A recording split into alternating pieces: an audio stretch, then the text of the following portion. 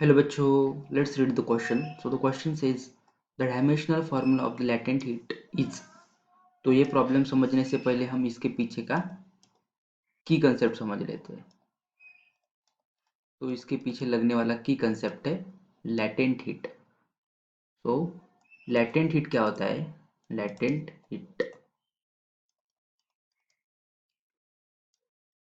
Heat होता है the amount of heat required to change the state of a unit mass of a substance without changing its temperature.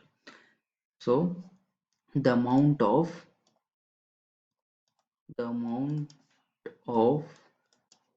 heat required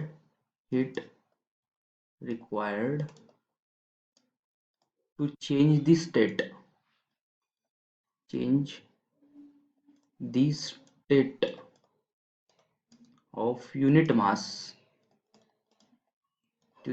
state of unit mass of substance without changing its temperature without changing its temperature without changing its temperature ये होता है latent heat. मतलब कि सीधे शब्दों में बताया जाए तो इसको लिक्विड वाटर को लिक्विड से वेपर फेज में जाने के लिए कितना अमाउंट ऑफ हीट लगा, मतलब कि उसका स्टेट चेंज होने से उसका स्टेट चेंज होने के लिए कितना हीट लगा, उसको कहा जाता है latent heat of that particular material और दिस सब्सटेंस। ठीक है, और हम मैथमेटिकली इसको कैसे इंडिकेट करते हैं? That is L it is equal to latent heat is equal to the amount of heat required to change the state of the material per unit mass, that is the Q by m के से। Okay, तो हमको पता है हमको क्या निकालना है, the dimensional formula of the latent heat निकालना है। तो हमको पता है हीट क्या है, heat is also one of the form of energy, और एनर्जी का डायमेंशनल फॉर्मूला क्या होता है?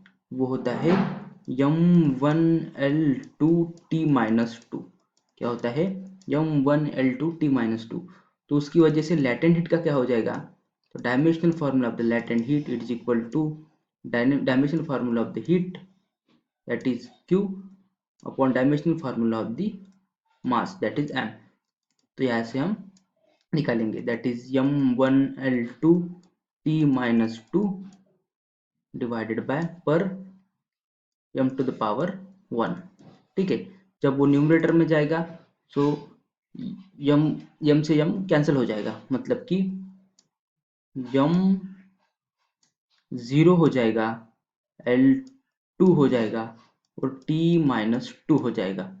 सो हमको dimensional formula of latent heat क्या मिल रहा है? हमको मिल रहा है m0L2T-2, मतलब कि option D is the correct option eight here. So I hope you guys understood this problem very well.